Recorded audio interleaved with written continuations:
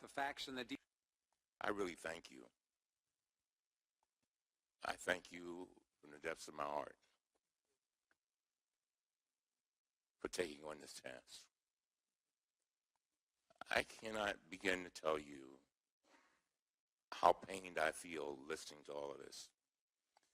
You know, when you got a person who has given what you've given, and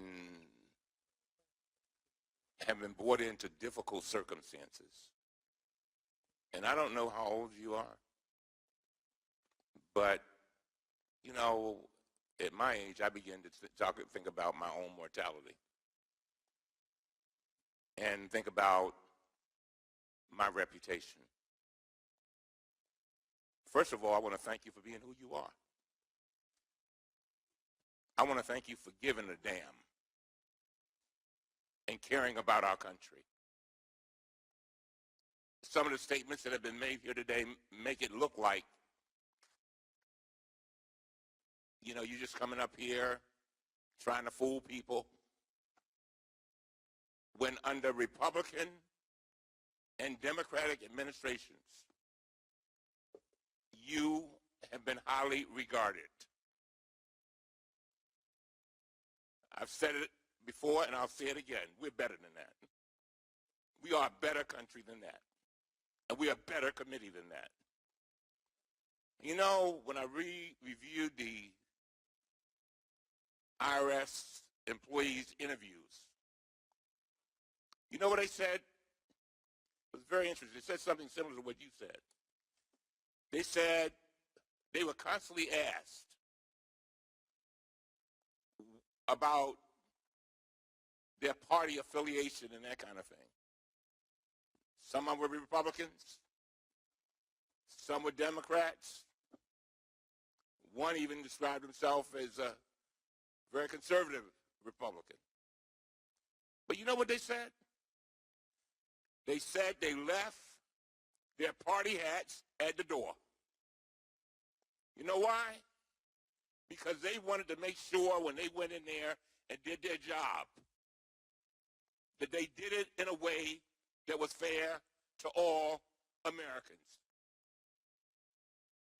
And so, yeah, there are issues, but I don't, you know, sometimes I sit here and I listen to all of this, and somebody asked me about this committee the other day. And they said that if you were to leave the committee today, what would you most regret? I said I would mourn for what could have been. I would mourn for what could have been. We are a committee of oversight and government reform. And I'm glad that the IRS took the 9 recommendations of the IG, who, by the way, was appointed by a Republican. The same IG said no White House involvement. But we just pushed the facts over there. Said, let's get to, let's see what, oh, he's coming up here. Let's see what we can do to him. But you know what? After the hearing is over, I care about your reputation.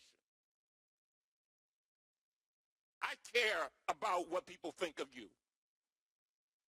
And I really mean that. And I don't want a moment to go by without you knowing that I appreciate you coming into this institution, giving it the best you got, and then having to come in here and go through this hell. And that's not to say everything was done perfectly. I don't think anybody up here is perfect. All of us have had problems. As I say to my constituents, all of us are the walking wounded. And if we aren't the walking wounded, we just keep on living. And so again, I want to thank you very much. And by the way, if there was any kind of inappropriate criteria, I've said it before. I have a problem with that with regard to conservatives. I also have a problem with regard to progressives and anybody else. And I'm sure I speak for all our members But I say I really do thank you. Thank you. For that, I yield back. Thank the gentleman. The gentleman from Ohio is next in seniority. I thank the chairman.